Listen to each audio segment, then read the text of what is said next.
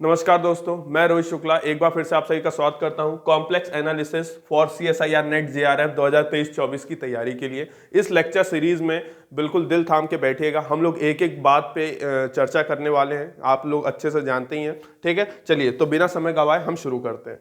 अब देखिए, जब कॉम्प्लेक्स एनालिसिस की बात करी है तो सबसे पहला सवाल इसमें जो आता है ना, जो हमारे पास सबसे पहला सवाल है, मैं वो लिख दे रहा हूँ। हाउ, सुनिएगा, 5 मिनट कम से कम आप लोग मेरे साथ बंधे रहिएगा, तभी आपको इस लेक्चर की इंपॉर्टेंट समझ में आएगी। पहला क्वेश्चन ये आता है कि how complex number came into existence.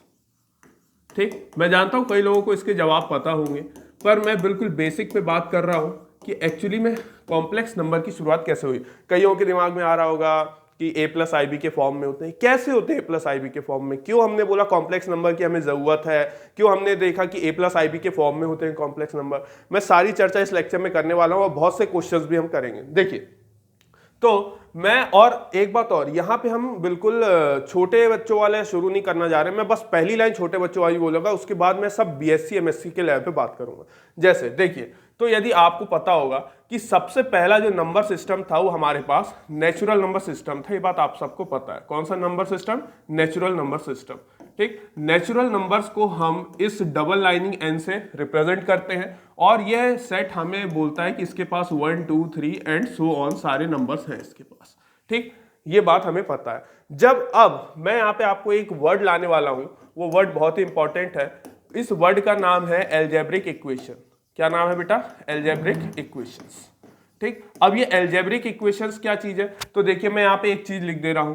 यहाँ पे मैंने मान लीजिए लिख दिया ax + b बराबर कितना? 0। ये एल्जेब्रिक इक्वेशन होता क्या है? तो देखिए, क्या आप देख पा रहे हैं कि हमारे पास कुल मिला के दो टर्म्स हैं यहाँ पे। ये दोनों की दोनों क्या है हमारे पास? ये हमारे पास टर्म्स है। ये बात समझ में आ गई होगी। अच्छा, ये समझ में आ गया होगा, ये एक कांस्टेंट है। ठीक, ये चीज क्या है बेटा? एक कांस्टेंट है। ये समझ में आ गया होगा। अच्छा, ये चीज क्या है? ये एक कॉफिशिएंट है। ये एक कॉफिशिएंट है, ये मैंने लिख दिया, ये कॉफिशिएंट है। क्या आपको दिख रहा है कि ये एक वेरिएबल है? ये एक वेरिएबल है और वेरिएबल की कुछ ना कुछ डिग्री है। यहाँ पे अभी वेरिएबल की डिग्री कितनी बेटा?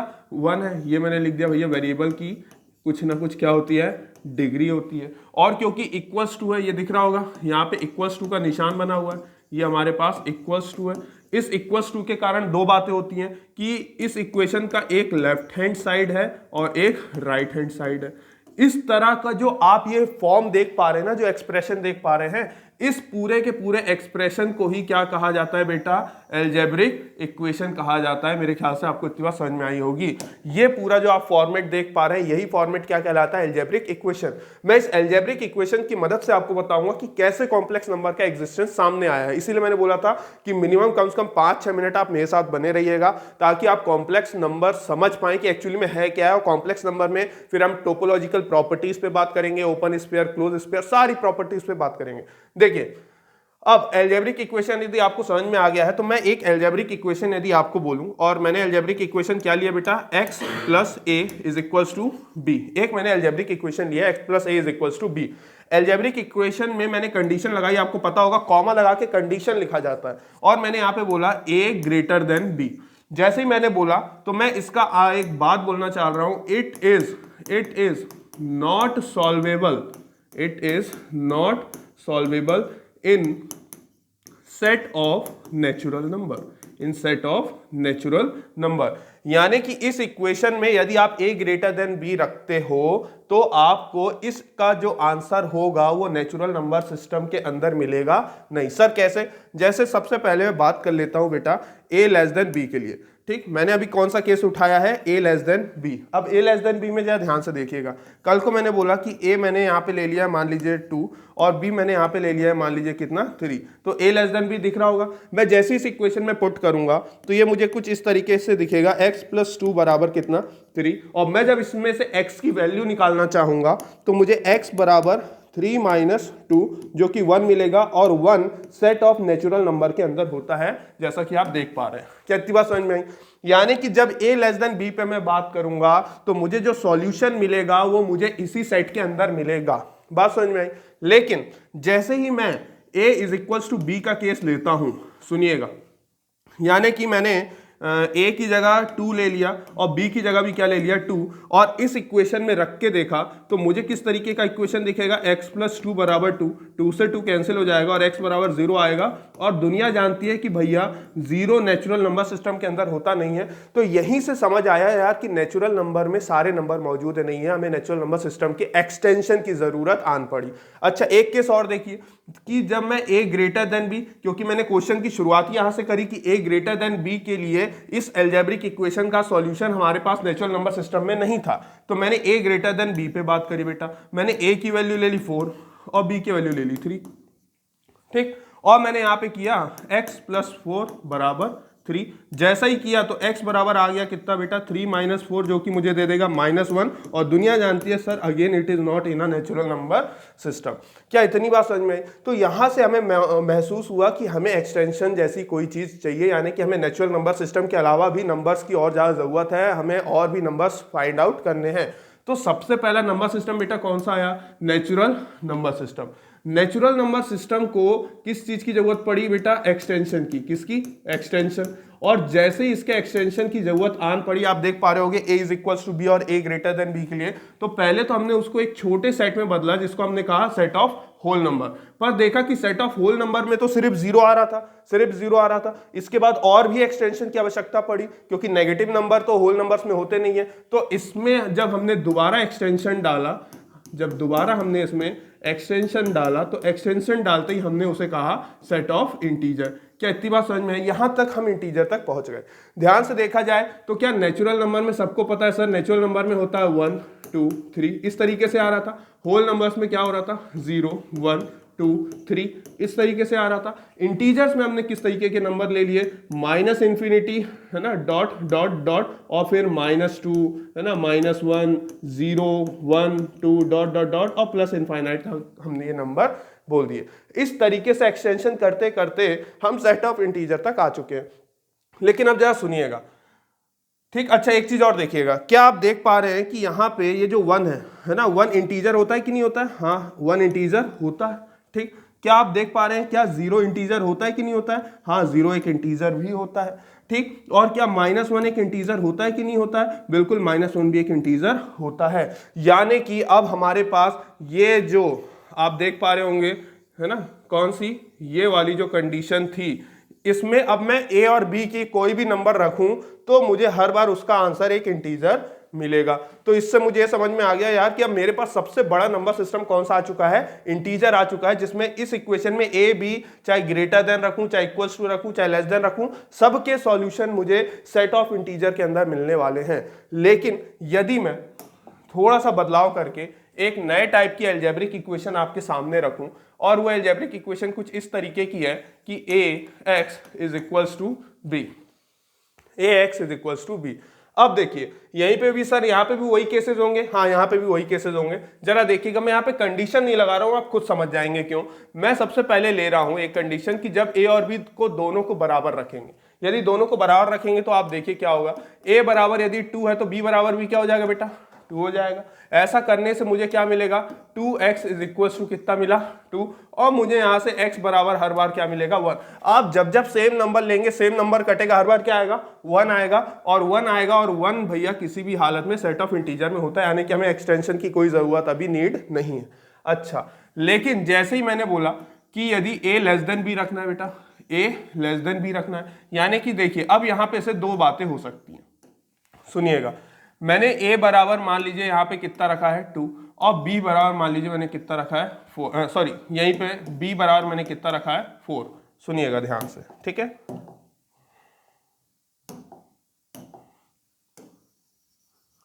अब देखिए, हाँ, a बराबर 2 और b बराबर 4, तो बेटा दिख रहा होगा a < b। जैसे मैं इस इक्वेशन में वैल्यू पुट करता हूं तो मुझे किस तरीके का इंटरफेस दिखेगा, मुझे कुछ इस तरीके का दिखेगा कि मैं लिखूंगा 2x बराबर कितना, 4, और मुझे मिलेगा x बराबर 4/2, जो कि मुझे दे देगा x बराबर 2। और सर ये तो इंटीजर होता है, यहाँ पे तो कोई दिक्कत हुई नहीं, लेकिन आप देख पा रहे होंगे a लेस देन b में मैंने दो केसेस रखे हैं। यदि कल को मैं a को यदि 3 कर दूं और b को अभी भी मैं 4 रहने दूं, तो अभी भी a लेस देन b का पालन हो रहा है, बिल्कुल पालन हो रहा है। तो यदि मैं इसको इक्वेशन में रखूंगा a और b की जगह, तो मुझे मिलेगा 3x बराबर कितना बेटा 4, जो कि मुझे दे देगा x बराबर 4/3। नाउ सब जानते हैं कि सर ये सेट ऑफ इंटीजर में बिलोंग नहीं करता है। क्या इतनी बात समझ में आ गई? तो a लेस देन b में भी दो तरह के नंबर मिल गए, जहां पे इंटीजर है भी और इंटीजर नहीं भी है। तो आपको समझ में आ गया होगा कि जो ax is equals to b type की जो अलजेब्रिक इक्वेशन है ना, is not always solvable in set of integers, बात समझ में आई होगी। उसका आंसर आ भी सकता है और नहीं भी, यानी कि हमेशा आए ये जरूरी नहीं है, जैसा कि आप देख पा रहे होंगे। यहाँ पे आ रहा था इंटीजर आ रहा था, यहाँ पे इंटीजर आ रहा था, पर यहाँ पे इंटीजर नहीं आया। अच्छा सर एक और केस भी तो होता है, a ग्रेटर देन b पे तो आपने बात करी नहीं, बिल्कुल a ग्रेटर देन b पे बात कर लेते हैं। कल को यदि मैं बात करूं a बराबर मैंने ले लिया कितना 4 और b बराबर मैंने कितना ले लिया 2, अब a ग्रेटर देन b लिया हुआ है। ऐसा करते ही मेरे पास इक्वेशन जो आएगी वो होगी 4x बराबर कितना बेटा 2, और यहां से देखा जाएगा तो x बराबर कितना 2/4 और x मुझे दे देगा कितना 1/2। And again we know that it is not an again integer, ये कोई इंटीजर नहीं है। यानी कि आप देख पा रहे होंगे ये एक ऐसी अलजेब्रिक इक्वेशन निकली जिसका आंसर कभी आ भी रहा है और कभी नहीं भी आ रहा है, वो लेस देन और ग्रेटर देन पे डिपेंड नहीं कर रहा है। इसलिए मैंने यहाँ पे कंडीशन लगाई नहीं थी। और यहाँ पे बात लिखी है इज नॉट ऑलवेज सॉल्वेबल, हमेशा सेट ऑफ इंटीजर में सॉल्वेबल हो ऐसा कोई जरूरी नहीं है। तब हमें यहाँ पे नीड आई कि यार नहीं यार सेट ऑफ इंटीजर्स अभी कंप्लीट नंबर सिस्टम नहीं है, अभी नंबर्स के इसमें क्या है कमी है। ठीक, अच्छा एक केस हमारा रह गया क्या सर कि a बराबर 3 ले लो और b बराबर 2 ले लो, ऐसा भी तो कर सकते हैं। इससे क्या हो जाएगा बेटा 3x बराबर कितना आएगा 2 आएगा। ऐसा करते ही यहाँ पे आप देखा जाए तो x बराबर कितना आ जाएगा भाई 2/3 and again we know that it is not a integer. मैंने नंबर बदल दिए जैसे हमने यहाँ पे नंबर बदले थे, देख पा रहे होंगे भाई दोनों ही a लेस देन b का केस था और यहाँ पे दोनों में ही a ग्रेटर देन b का केस था। तो देख पा रहे होंगे set of integer complete number system नहीं है। यहाँ से हमें एक्सटेंशन की नीड पड़ी, यहाँ से हमें किसकी एक्सटेंशन, यानी कि सेट ऑफ इंटीजर को भी हमने क्या किया एक्सटेंड किया और हमने इसको बदल दिया सेट ऑफ रैशनल नंबर में। किसने बदल दिया सेट ऑफ रैशनल नंबर में। और सेट ऑफ रैशनल नंबर में हमने हर वो नंबर रखा जो कि p/q के फॉर्म का होता है, जहां पे q किसी भी हालत में 0 ना हो और p और q दोनों के दोनों क्या होते हैं integers, p q r integers. ये सबने पढ़ा होगा 10th क्लास में। ठीक, p और q इंटीजर्स होने चाहिए, q किसी भी हालत में 0 नहीं होना चाहिए। ये हमने एक्सटेंशन करके सेट ऑफ इंटीजर को किसमें बदल दिया रैशनल नंबर में। अब जरा ध्यान से देखिए, क्या देख पा रहे होंगे कि 1 एक रैशनल नंबर होता है? हाँ बिल्कुल होता है। ठीक, और आपने छोटी क्लासेस में देखा होगा कि रैशनल नंबर में आप समझेंगे बात को कि जो रैशनल नंबर है, यदि आप कोई ऐसे नंबर जैसे नेचुरल नंबर हो गए, होल नंबर हो गए, ये सारे के सारे है ना, हर नेचुरल नंबर रैशनल नंबर होता है। इस बात का आपको ध्यान रखना है, हर नेचुरल नंबर एक रैशनल नंबर होता है, हर होल नंबर एक रैशनल नंबर होता है, हर इंटीजर एक रैशनल नंबर होता है। नेचुरल भी रैशनल होते हैं, होल भी रैशनल होते हैं, इंटीजर भी रैशनल होते हैं। और इस बात का कैसे प्रमाण दिया जाता है कि इन सबके डिनोमिनेटर को, सबके डिनोमिनेटर्स है ना, सबके डिनोमिनेटर्स में हम क्या लिख देते हैं बेटा 1 लिख देते हैं। सभी के डिनोमिनेटर्स में 1 लिख दो तो सारे के सारे कैसे दिखने लग जाएंगे रैशनल नंबर दिखने लग जाएंगे। ठीक, तो अब ये समझ में आ गया होगा आपको। तो मैं यहीं पे ये बताने वाला था कि 1 भी एक रैशनल है, 0 भी अब क्या है बेटा एक रैशनल नंबर है, आप समझ गए होंगे। उसी तरीके से -1 भी क्या है बेटा एक रैशनल नंबर है, यानी कि ये सभी रैशनल नंबर के नियमों का पालन कर रहे हैं। और यहाँ पे आ जाए तो भैया 1 जी हाँ नाउ एक रैशनल नंबर है, 2 भी क्या हो चुका है एक रैशनल नंबर हो चुका है, 4/3 इंटीजर नहीं था लेकिन ये रैशनल नंबर है। और उसी तरीके से 1/2 भी एक रैशनल नंबर है और सेम वे में 2/3 भी बेटा एक रैशनल नंबर है। तो हमने रैशनल नंबर सिस्टम को सबसे बड़ा नंबर सिस्टम मान लिया। ठीक, अब सुनिएगा, लेकिन मैं आपके सामने कुछ ऐसी अलजेब्रिक इक्वेशंस और लाके पटकने वाला हूं, जैसे कि मैंने आपको बोला x² बराबर 2, x² बराबर 2। सुनिएगा x² बराबर 2, क्या ऐसा कोई रैशनल नंबर है जिसका स्क्वायर 2 हो? यानी कि क्या आप ऐसा कोई नंबर सोच सकते हैं जिसका स्क्वायर क्या हो 2 हो, है ना। एक्यूरेट आपको रैशनल नंबर से सोचना है, क्या कोई ऐसा रैशनल नंबर है जो कि इस इक्वेशन को सेटिस्फाई कर दे। सर कहना क्या चाहते हो, जैसे मैं आपको एक एग्जांपल दे दूं, एक एग्जांपल में यदि मैं आपको ये बोलूं कि एक्स स्क्वायर बराबर क्या लिखा हुआ है, मान लीजिए 4, तो बताइए क्या ऐसा कोई रैशनल नंबर एग्जिस्ट करता है जो इसको सेटिस्फाई कर दे। हाँ करता है। जिस दिन मैं लेफ्ट हैंड साइड में x की जगह क्या डालूंगा 2, ये इक्वेशन सेटिस्फाइड हो जाएगी। आप जानते हैं 2 स्क्वायर और इधर पे क्या चल रहा है 4, और 2 स्क्वायर क्या होता है 4 बराबर 4, और आप देख पा रहे हैं कि ये सेटिस्फाइड हो गई, ठीक, और सेटिस्फाइड हो गई, साथ में 4x nothing but the rational number, यानी कि भैया ये वाली चीज तो सेटिस्फाइड हो गई। क्या इतनी बात आपको समझ में आई? लेकिन मेरा ये कहना है कि मैंने अभी आपको जो अलजेब्रिक इक्वेशन दी है x square is equal to 2, क्या x square is equal to 2 को कोई रैशनल नंबर सेटिस्फाई कर सकता है? नहीं। इसको हम क्लास 10th में एक और नाम से बुलाते थे, क्या कि यार x बराबर जैसे स्क्वायर उधर जाता आप सब जानते हैं प्लस माइनस का साइन आता है, यहां पे आ जाएगा √2, ठीक। और इसको हम ये भी बोल सकते हैं कि there is no rational number, है ना, there is no rational number, ऐसा कोई रैशनल नंबर नहीं है, there is no rational number whose square is 2, whose square is 2, ऐसा कोई रैशनल नंबर मौजूद नहीं है जिसका स्क्वायर क्या हो 2। तब हमें समझ में आया कि यार rational number complete number system नहीं है, क्योंकि यार कोई भी रैशनल नंबर इस इक्वेशन को, है ना, ये जो हमारे पास इक्वेशन है इस इक्वेशन को सेटिस्फाई कर नहीं पा रहा है। ऐसी और भी इक्वेशंस हैं, जैसे कल को मैंने बोल दिया कि एक्स स्क्वायर बराबर 3, तो आप देख पा रहे होंगे ऐसा कोई भी रैशनल नंबर मौजूद नहीं है जो कि अगेन इस इक्वेशन को सेटिस्फाई कर दे। इसको जब आप सॉल्व करेंगे तो सॉल्व करके आप x बराबर plus minus under the root क्या लाएंगे 3 लाएंगे। तो यहां से अगेन हम लोग को रैशनल नंबर सिस्टम में एक्सटेंशन की नीड आ गई।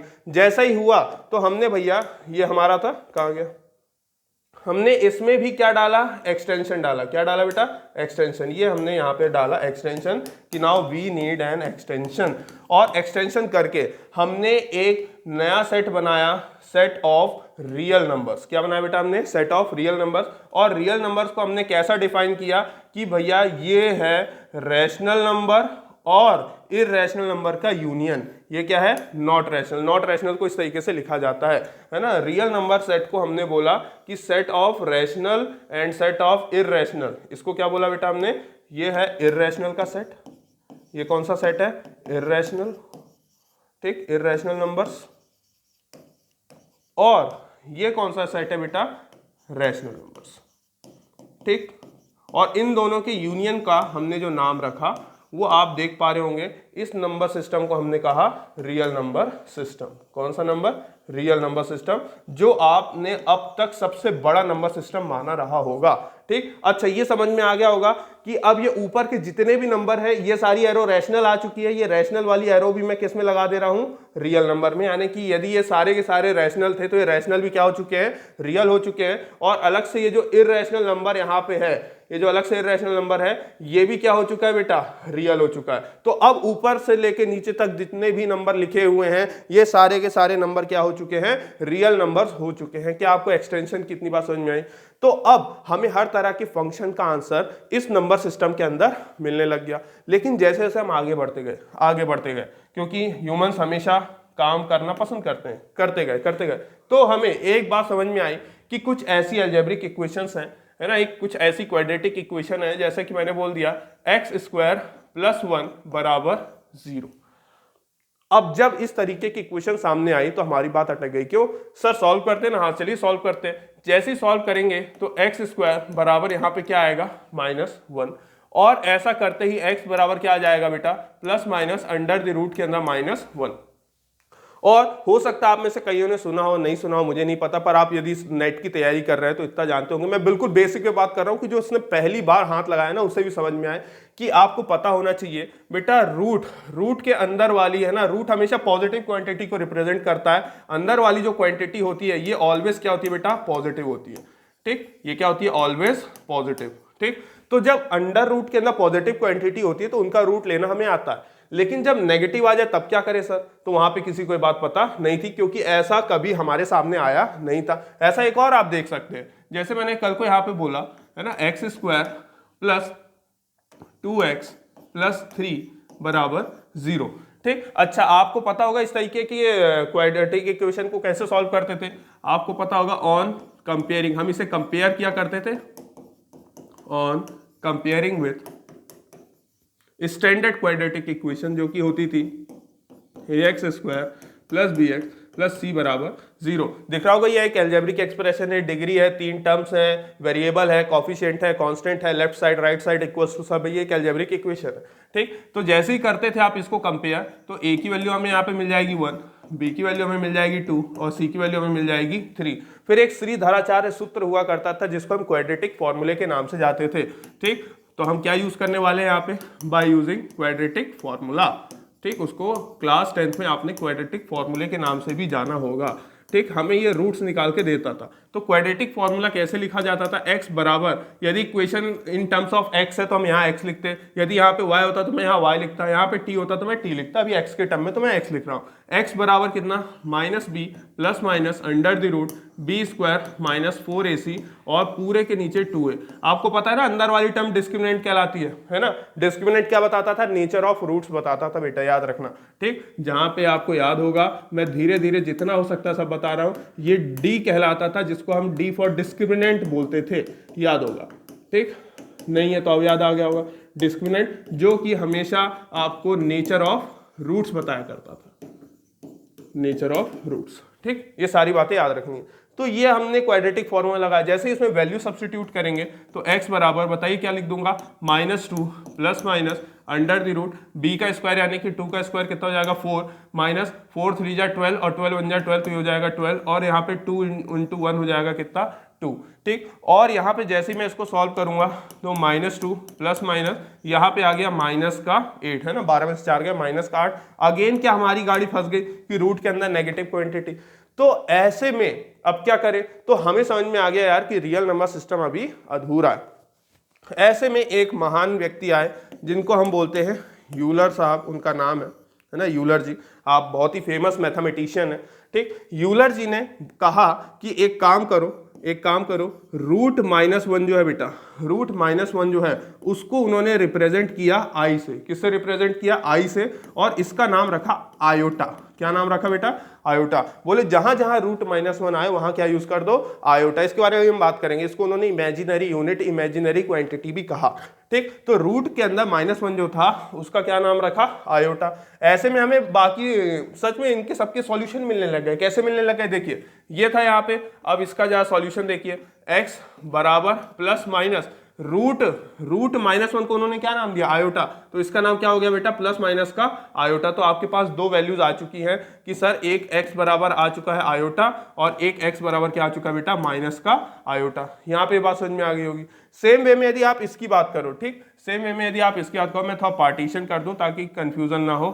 ठीक, यदि इसकी बात की जाएगी तो x बराबर -2 प्लस माइनस, ध्यान से देखना, क्या मैं इसको -1 × 8 लिख सकता हूं और अपॉन में तो 2 चल ही रहा है। ठीक, और आपने छोटी क्लासेस में एक फॉर्मूला सीखा था कि √AB can be written as √A√B। ठीक, ये फॉर्मूला आपने सीखा है। We will separate it.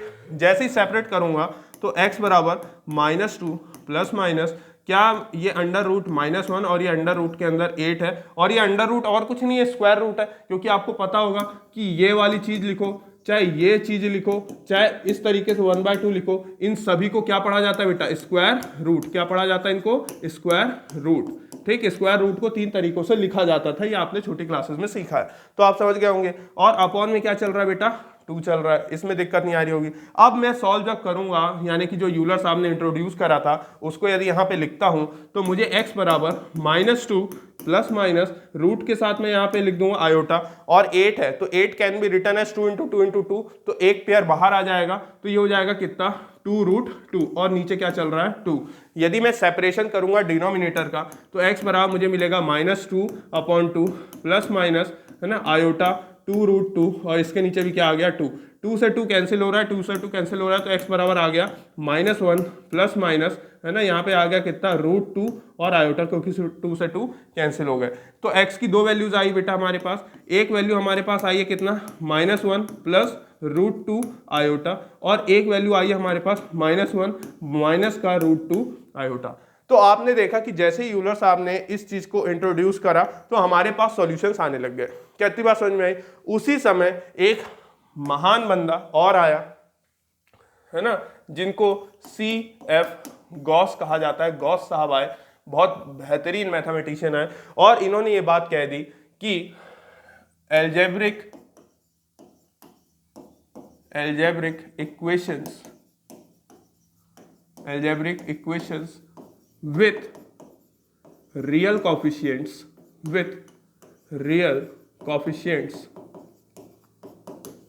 have complex root। इन्होंने ये बात कही, पहली बार इन्होंने ही ये बात कही कि algebraic equation with real coefficient, जैसे कि सर अरे जो हमने ये लिखा था x² + 1 = 0, इसमें कॉफिशिएंट, तो मैं किसकी कॉफिशिएंट की बात कर रहा हूं? तो मैं यहाँ पे बात कर रहा हूं कॉफिशिएंट, है ना, कॉफिशिएंट ऑफ x²। बताइए क्या होता है? कॉफिशिएंट ऑफ x² किसी भी टर्म में निकाला जाता है, तो इसमें कॉफिशिएंट ऑफ x² कितना बेटा? 1, और 1 एक रियल नंबर है ना, ठीक। उसी तरीके से हमने एक लिया था x² प्लस कितना लिया था बेटा? 2x, और प्लस में 3 = 0। ये भी एक एल्जेब्रिक इक्वेशन थी, इसके भी कॉफिशिएंट रियल है। देखिए कॉफिशिएंट, है ना, कॉफिशिएंट ऑफ, यदि मैं बात करूं x² तो वो कौन है? 1, और 1 again nothing but a real number. उसी तरीके से कॉफिशिएंट ऑफ, यदि मैं x की बात करूंगा तो वो क्या है? 2, और 2 भी क्या है बेटा? एक रियल नंबर।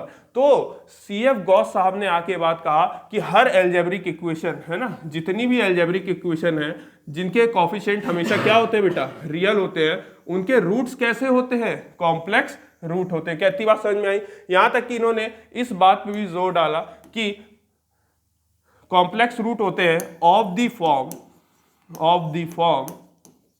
a + IB, और वो भी किस तरीके के होते हैं? कॉम्प्लेक्स रूट a + IB के फॉर्म में होते हैं। ध्यान से देखिएगा, उन्होंने ये बात कही कि जितने भी एल्जेब्रिक इक्वेशन होते हैं उनके जो कॉफिशिएंट रियल होते हैं, उन सबका जो रूट होता है, जो क्या होता है बेटा?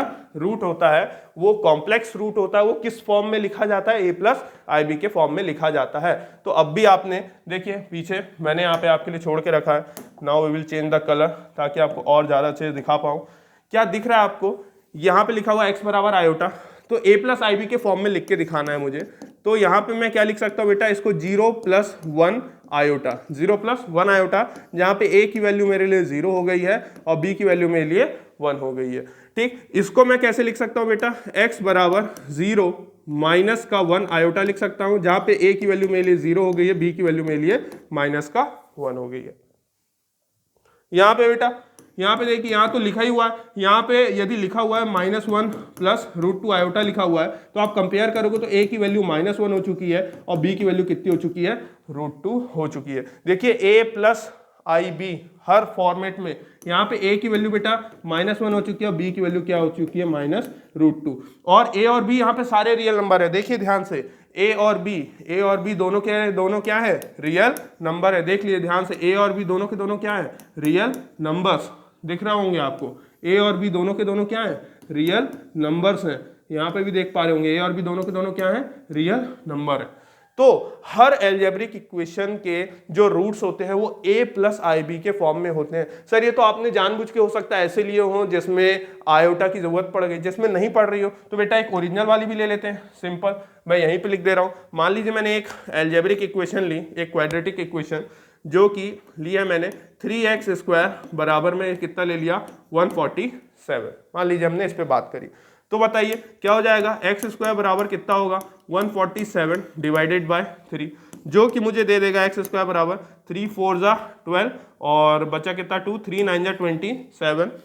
स्क्वायर उधर जाएगा तो ± साइन आएगा बेटा, रूट के अंदर आ जाएगा 49, और यहाँ से मुझे मिलेगा ±7 मिलेगा। क्या इतनी बात समझ में आई? यहाँ से बात समझ में आई तो ये मेरे पास दिख रहा होगा रियल नंबर आया है, तो x की वैल्यू मेरे पास एक 7 आई है और एक -7 आई है।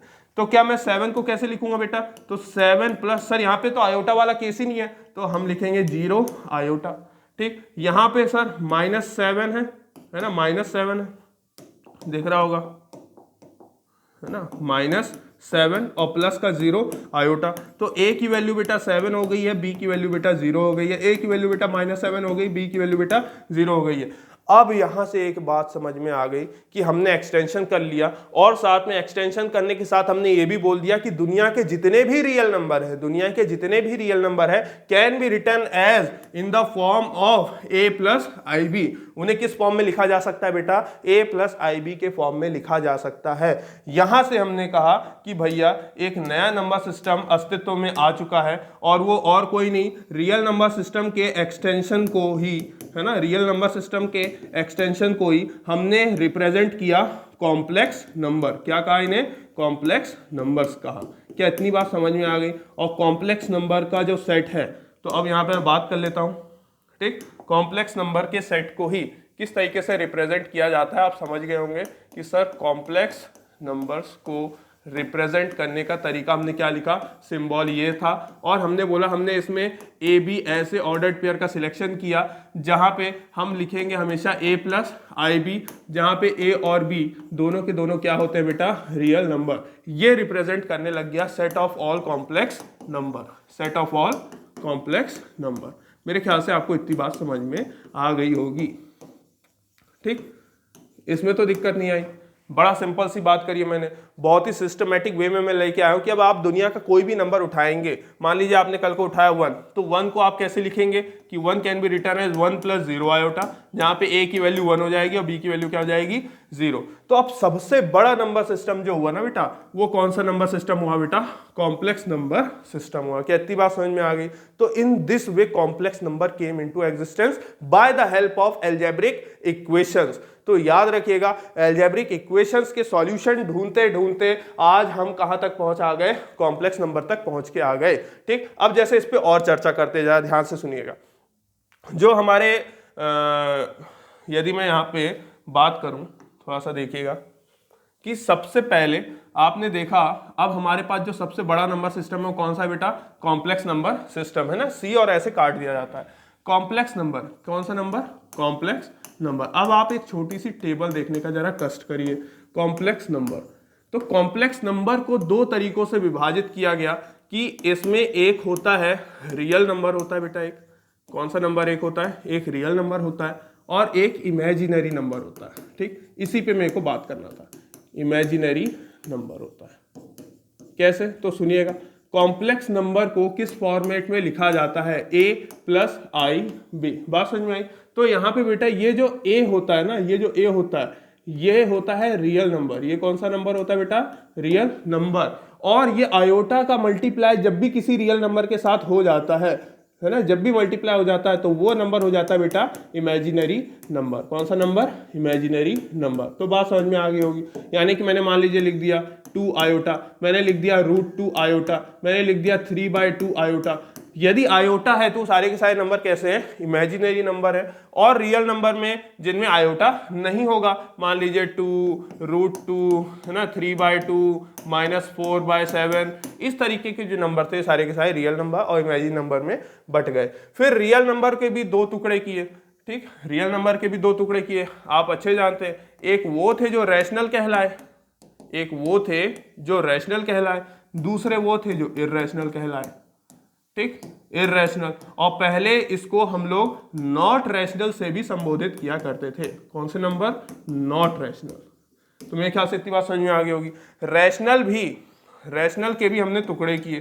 किस तरीके के टुकड़े किए सर आपने? रैशनल के हमने टुकड़े किए कि एक तो होते हैं इंटीजर्स, एक तो होते हैं इंटीजर्स और एक होते हैं नॉन इंटीजर्स। कौन से होते हैं बेटा? एक नॉन इंटीजर्स, ठीक। यानी कि रैशनल में ही दो टुकड़े किए गए, एक इंटीजर और एक नॉन इंटीजर। बात समझ में आ गई होगी। फिर इंटीजर के भी हमने छोटे छोटे 3 टुकड़े किए। एक हमने रखे सारे के सारे पॉजिटिव इंटीजर, बीच में डाल दिया किसको? 0 को, और तीसरे और आखिरी में कौन से डाल दिए?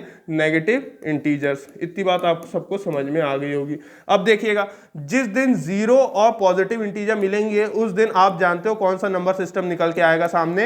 Whole number. जिस दिन ये दोनों मिलते हैं उस दिन क्या निकल के आता है? होल नंबर मिलके आ जाता है, ठीक। तो इस तरीके से हमने धीरे धीरे पार्टीशन करते गए और ये नंबर सिस्टम हमारे पास जो सबसे बड़ा नंबर सिस्टम है बेटा वो कौन सा है? कॉम्प्लेक्स नंबर सिस्टम है। क्या इतनी बात समझ में आ गई? मेरे ख्याल से इतना क्लियर हुआ होगा। अच्छा, अब कुछ बातें और कर लें। हमने बात करी थी, है ना, कुछ शॉर्टकट पे एक बात याद दिला दूं आपको, है ना, शॉर्टकट पे क्या कि भैया यूलर साहब जब आए तो यूलर साहब ने बोला कि root -1 is nothing but what iota, और इसको उन्होंने क्या नाम बोला, आयोटा बोला। और आयोटा किसको रिप्रेजेंट करता है बेटा, इमेजिनरी यूनिट को, है ना, इमेजिनरी यूनिट, इमेजिनरी नंबर भी बोल सकते हो या यूनिट भी बोल सकते हो, ठीक, ये उन्होंने बोला। और इसको उन्होंने ऐसे ही इंट्रोड्यूस नहीं किया, उन्होंने इसको इसकी प्रॉपर्टी के साथ इंट्रोड्यूस किया। किसके साथ बेटा, प्रॉपर्टी के साथ।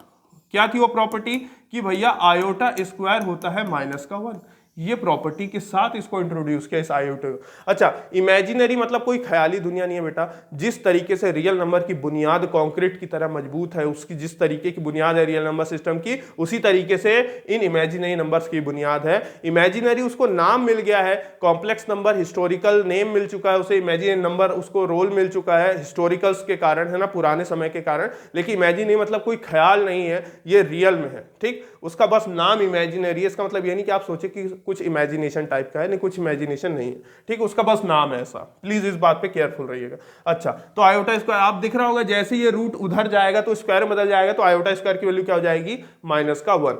अब इसकी जो प्रॉपर्टी थी, और सेम चीज है ना, CF गॉस साहब ने भी फॉलो किया। CF गॉस ने भी किसको फॉलो किया, यूलर को ही फॉलो किया, और उन्होंने इसमें ज्योमेट्रिकल अप्रोचेस भी लगाए। इन्होंने ही कॉम्प्लेक्स नंबर में कौन से अप्रोचेस लगाए, ज्योमेट्रिकल अप्रोच। तो एक तरीके से आप ये बोल सकते हैं कि सर हम फिर ये भी तो बोल सकते हैं कि ज्योमेट्रिकल अप्रोच यदि इन्होंने लगाए, इन्होंने यूलर को फॉलो किया, यानी कि हम इनको फॉलो कर रहे हैं। हम किसको फॉलो कर रहे हैं, इनडायरेक्टली हम एक्चुअली में हम CF गॉस को फॉलो कर रहे हैं, उन्होंने किसको फॉलो किया था, यूलर को फॉलो किया था, ठीक। अच्छा, अब इसकी जो प्रॉपर्टी है उसके प्रॉपर्टी के मजे ले ले, क्यों साहब, तो सुनिए।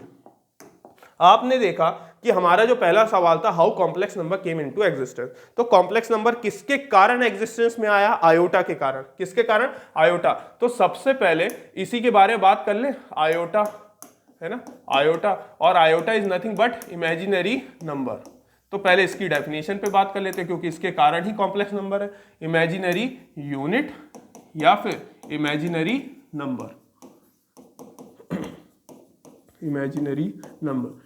अब देखिएगा इसकी खासियत क्या हुई, इमेजिनरी नंबर। इसकी डेफिनेशन पे यदि सबसे पहले बात करें, है ना, डेफिनेशन पे यदि इसकी बात करते हैं, तो डेफिनेशन क्या है बेटा, देखना, डेफिनेशन होती है, ठीक, इसके लिए हम बोल सकते हैं, क्योंकि नेगेटिव नंबर का स्क्वायर रूट लिया गया है, तो square root of a negative, पूरी स्पेलिंग लिख दे रहा हूं मैं, square root of a negative real number, square root of a negative real number is called imaginary unit, is called imaginary unit। और इसको हमने y एक्सिस में जगह दी, है ना। आपने सुना होगा आर्गेंट प्लेन, क्लास 11th में आपने कॉम्प्लेक्स नंबर पढ़ा होगा, है ना। तो आर्गेंट प्लेन में जो y एक्सिस होती थी वो हमने इमेजिनरी नंबर्स के नाम पे करी, ठीक। इतनी बात समझ में आई होगी, ताकि हम इनके डायग्राम बना पाए एंड ज्योमेट्रिकल अप्रोच समझ पाए। ज्योमेट्रिकल अप्रोच के बिना तो नेट के कई क्वेश्चन सॉल्व भी नहीं हो पाते, ठीक। तो इतनी बात समझ में आई होगी, नेगेटिव रियल नंबर्स कोई हमने क्या कहा, इमेजिनरी यूनिट का। और इसकी प्रॉपर्टी क्या थी कि सर आयोटा बराबर √/-1 था, हमें ये पता ही है। आयोटा स्क्वायर कितना हो गया बेटा, -1। कल को कोई बोले आयोटा क्यूब, तो आयोटा क्यूब कैसे निकालेंगे, आयोटा स्क्वायर का मल्टीप्लाई किससे करोगे, आयोटा से। ऐसे करते ही आयोटा स्क्वायर की वैल्यू तो लेकिन कितनी होती है, -1, और इनटू में कौन चल रहा है, आयोटा, तो हमारे पास वैल्यू क्या आ गई, माइनस का आयोटा, ठीक। उसी तरीके से यदि मैं देखूं आयोटा की पावर 4, आयोटा की पावर 4 को कैसे लिखा जा सकता है, आयोटा क्यूब इंटू आयोटा, और आयोटा क्यूब की वैल्यू बेटा कितनी है, माइनस का आयोटा, दिख रहा होगा, आयोटा क्यूब की वैल्यू माइनस आयोटा, और इंटू में क्या बेटा, आयोटा। लेकिन हमें पता है आयोटा इंटू आयोटा क्या हो जाएगा, आयोटा का स्क्वायर, और आयोटा स्क्वायर की वैल्यू हमें पता बेटा कितनी होती है, -1, तो माइनस ऑफ -1 जो कि मुझे दे देगा क्या, +1। तो आप देख पा रहे होंगे वैल्यू मुझे कैसी कैसी मिल रही है ना। उसी तरीके से मैं कल को बात करूंगा आयोटा की वैल्यू 5, आयोटा की वैल्यू 5 पे बात करूंगा तो मुझे क्या मिलेगा, आयोटा की वैल्यू 4 इंटू आयोटा, और ऐसा करते ही आयोटा की वैल्यू 4 कितनी है, 1, और इंटू में कौन है, आयोटा, जो कि मुझे क्या दे देगा बेटा, आयोटा।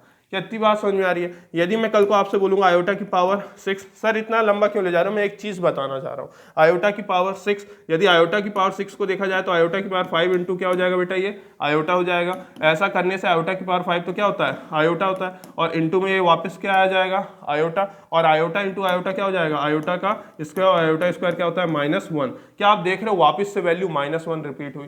ठीक, उसी तरीके से आयोटा की वैल्यू 7, आयोटा की 7 को हम लिख सकते हैं आयोटा की 6 इंटू आयोटा, बात समझ में आ रही होगी। आयोटा की पावर 6 होता है -1 और इंटू में क्या बेटा, आयोटा, जो कि मुझे दे देगा माइनस का आयोटा। आप देख पा रहे होंगे माइनस आयोटा मेरे पास दोबारा लौट के आया है। क्या आप देख पा रहे हैं मेरे पास माइनस आयोटा दोबारा से लौट के आया है, ये आप देख पा रहे होंगे, ये मेरे पास लौट के आया दोबारा से। ठीक, उसी तरीके से यदि हम बात करें आयोटा की पावर 8, तो आयोटा की पावर 8 यानी कि आयोटा की पावर 7 इंटू आयोटा, आयोटा की पावर 7 कितना निकाला बेटा, माइनस का आयोटा, और इंटू में क्या चल रहा है बेटा, आयोटा। इतनी बात समझ में आ गई होगी। ठीक, और ये ऐसा होगा तो माइनस आयोटा स्क्वायर हो जाएगा, और माइनस आयोटा स्क्वायर क्या होता है, -1, और ये वापस से क्या हो गया, +1, और +1 देखते ही आप देख पा रहे होंगे फिर से सर वैल्यू रिपीट हो गई। क्या आप देख पा रहे होंगे हर 4 के बाद वैल्यू रिपीट हुई। 1 यहां पे आया था, फिर 1 2 3 4 के बाद वापस से क्या आ गया, 1 आ गया, दिख रहा होगा है ना, 1 2 3 4। ठीक, जैसे ही 1 आया था, 1 के बाद 1 2 3 और वापस चौथे पोजीशन पे कौन आ गया, 1। ठीक, उसी तरीके से माइनस आयोटा भी चौथी पोजीशन के बाद माइनस आयोटा दे रहा है। इस तरीके से हर 4 के बाद आयोटा की पावर आपको वैल्यू रिपीट करके दे रही है। यहां से यूलर साहब के ज्योमेट्रिकल अप्रोच और सीएफ गॉस के साहब के ज्योमेट्रिकल अप्रोच को देखा, उन्होंने उसकी प्रॉपर्टीज को स्टडी किया, तो उन्होंने देखा कि भैया आयोटा जो है, आयोटा की किसी भी बड़ी पावर को यदि बात की जाए तो 4k + r के रूप में कहा जा सकता है। सही बात है ना, यानी कि कितना रिमाइंडर बचा। अब सुनिएगा, यदि ऐसी बात करूं तो 4 से कितने k टाइम्स डिवाइड किया तो रिमाइंडर बचेगा r। ये यूक्लिड डिवीजन लेमा या यूक्लिड डिवीजन एल्गोरिथम आपने क्लास 10th में सुना है। तो ये बेटा इसको मैं सेपरेट करके लिख सकता हूं, आयोटा की पावर 4k इंटू आयोटा की पावर r। बेस सेम रहता है तो ही तो पावर ऐड होती है, बेस सेम रहता है तो ही तो पावर ऐड होती है। ठीक, और यदि देखा जाए तो क्या मैं इसको लिख सकता हूं आयोटा की पावर 4 और k को इधर ऊपर चढ़ा दे, और ये चल रहा है आयोटा की पावर r। ठीक, और यहाँ पे यही है आयोटा की पावर 4k + r। पर आयोटा की पावर 4 अब भी हमने पीछे देखा बेटा, आयोटा की पावर 4 आप देख पा रहे होंगे, आयोटा की पावर 4 की वैल्यू कितनी होती है बेटा, 1 होती है। ठीक, तो आयोटा की पावर 4 की वैल्यू यदि 1 होती है तो ये हो जाएगा 1 की पावर k इंटू आयोटा की पावर r। क्या इतनी बात समझ में आ गई? 4k + r को सॉल्व कर रहे हैं हम इस तरफ। तो आयोटा की पावर 4k + r की बात की जाए तो बेटा 1 की पावर k, यानी कि 1 की पावर में कितना भी मल्टीप्लाई कर लो, ऊपर कितना ही पावर चढ़ा लो आएगा तो 1, और ये हो जाएगा आयोटा की पावर r। और यहाँ से एक बात समझ में आ गई कि 4k + r को सॉल्व करने का तरीका होता है कुछ इस तरीके से, यानी कि कोई भी मैक्सिमम बड़ी पावर आपको दी जाए तो 4 से डिवाइड करिए, जो रिमाइंडर बचेगा वही एक्चुअली में आयोटा की आंसर होगी। क्या इतनी बात समझ में आई? वही आंसर पावर होगा। सर 4 से क्यों डिवाइड किया? क्योंकि हर बार 4 से ही तो रिपीट हो रहे हैं नंबर, हर बार 4 से ही रिपीट हो रहे हैं, है ना। 4 ही तो नंबर आ रहे हैं, एक -1 आ रहा है, एक 1 आ रहा है, एक प्लस आयोटा और एक माइनस आयोटा, 4 ही तो नंबर देता है आयोटा। क्या इतनी बात समझ में आई? इसलिए हमने 4 से डिवाइड मारा। ठीक, अब जैसे कि यदि मैं बोलूं आयोटा की पावर, मैंने बोला 91, क्या बोला मैंने? आयोटा की पावर 91, आयोटा की पावर 91 बोला तो हम 4 से डिवाइड मारेंगे। जैसे डिवाइड करेंगे तो कैसे लिखेंगे बेटा इसको? 4 से डिवाइड कर रहे हैं तो 4 का टेबल पढ़ रहे हैं। ठीक, कितना हो जाएगा? 4 2 ज़ा 8, बचेगा कितना? 1 बचेगा, तो फिर से क्या पढ़ोगे? 4 2 ज़ा 8 ही पढ़ोगे, 8 पढ़ोगे तो 9 10 11 बचेगा कितना बेटा? +3, रिमाइंडर इतना बचा। और हमें पता है कि देखो आयोटा की पावर 4k जो रहता है, आयोटा की पावर जो 4k रहता है उसकी वैल्यू हमेशा क्या होती है बेटा? 1। आयोटा की पावर 4k जो होता है वो हमेशा क्या होता है? 1। तो आयोटा का 4 से मल्टीप्लाई में कोई भी नंबर लिखा हो, ये पूरा का पूरा नंबर किस में बदलने वाला है? 1 में। तो फाइनल आंसर हम देंगे सिर्फ आयोटा की पावर 3 में, क्योंकि दिख रहा होगा सर ये तो 1 हो जाता है, इसके साथ जो रिमाइंडर बचता है वही लिखा रहता है। तो हमें सिर्फ आयोटा की पावर 3 को सॉल्व करना है, और आयोटा की पावर 3 को सॉल्व करना है तो it can be written as iota square into कितना? आयोटा। और आयोटा स्क्वायर कितना होता है बेटा? -1, और इंटू में कितना होता है बेटा? आयोटा। तो फाइनल आंसर आ जाएगा माइनस का आयोटा। तो बेटा आयोटा की पावर 91 को जब सॉल्व किया तो आंसर कितना है बेटा? माइनस का आयोटा। क्या इतनी बात समझ में आई? ये इमेजिनरी क्वांटिटी की यहाँ पे खासियत पे हम बात कर रहे हैं। ये रहा वो फॉर्मूला, ये बहुत इंपॉर्टेंट फॉर्मूला है जिसमें जिसमें हमने यूक्लिड डिवीजन लेमा लगाया क्या कि आयोटा की power 4k + r can be given by iota की पावर r। ये है वो फॉर्मूला जिसको आप आयोटा की किसी भी बड़ी पावर के लिए अप्लाई कर सकते हैं। ठीक, तो मेरे ख्याल से आपको ये लेक्चर समझ में आया होगा। ठीक, अब इसके आगे के लेक्चर में हम थोड़ा और बड़े लेवल पे बात करेंगे, उसको देखना मत भूलिएगा। कॉम्प्लेक्स एनालिसिस का ये डे 1 है। कौन सा है? डे 1 पे हमने बात करी है, डे 1 पे चर्चा करी है। ठीक, तो मेरे ख्याल से इतना कुछ समझ में आया होगा। मेरी मेहनत को कृपया वहाँ पे थोड़ा मेंशन कर दीजिएगा कमेंट वगैरह में, ताकि मुझे अच्छा लगे, ताकि मैं अगला वीडियो बहुत जल्दी ले आऊँ। और यदि आप आज ही उसमें बहुत सारे लाइक कर दे रहे हैं, कमेंट कर दे रहे हैं, तो मैं अगला वीडियो कल ही लाके आपके सामने प्रस्तुत करूँगा। ठीक, तो होप सो आपको पसंद आया होगा। धन्यवाद, थैंक यू।